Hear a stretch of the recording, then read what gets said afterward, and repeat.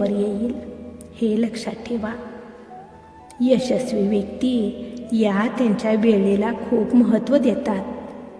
ते त्यांचा मोलाचा वेळ वायफळ गप्पा गोष्टी करण्यात, TV पाहण्यात, मोबाईलचा वापर करण्यात वाया घालवत नाहीत, तर त्यांचा प्रत्येक क्षण त्यांना उत्तम बनवण्यासाठी, त्यांचे ध्येयाचे उच्च शिखर गाठण्यासाठी, त्या प्रत्येक प्रयत्नामध्ये त्यांचा प्रत्येक सेकंद ते वापरत असतात.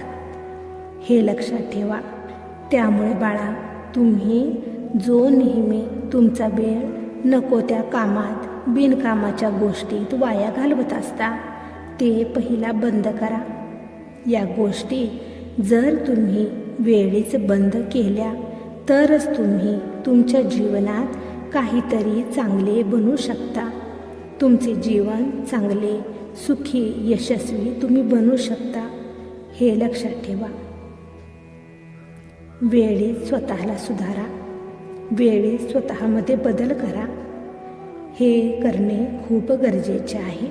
नाहीतर हाती फक्त पश्चातापाचे अश्रूच येतील. ही तुमच्या आईची तुम्हाला चेतावणी आहे असे तुम्ही समजा. बाळांनो, आम्ही तुमची आई आहोत. त्यामुळे जसे जीवन तुम्ही जगत आहात ते खूप चुकीच्या मार्गाने जगत आहात. तुम्हाला पश्चातापाचे अश्रू पुढे जाऊन मिळू नयेत यासाठीच तुझी ही आई तुम्हाला काळजीने हे सांगत आहे. आमच्या या सूचनेकडे कधीच दुर्लक्ष करू नकोस. वेळीच सावध हो. यामध्ये तुझेच भले आहे.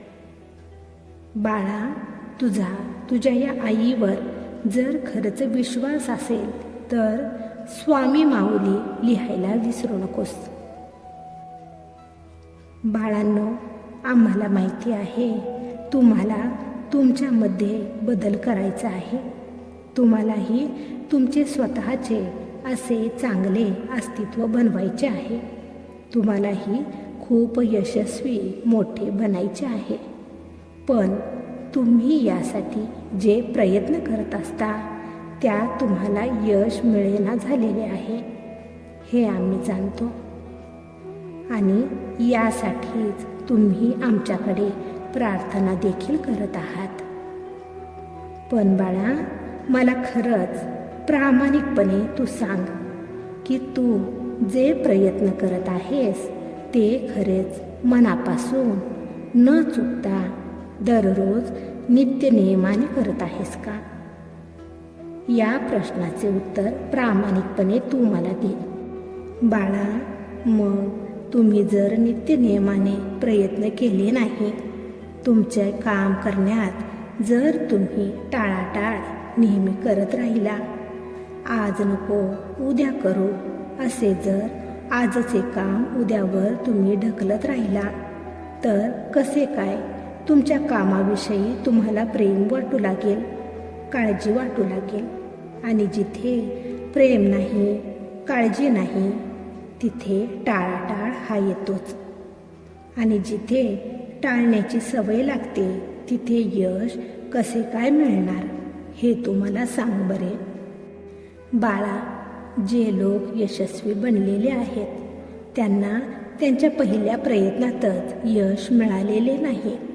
त्यांनाही खूप वेळा अपयशांचा सामना करावा लागलेला आहे. ते देखील पडलेले आहेत.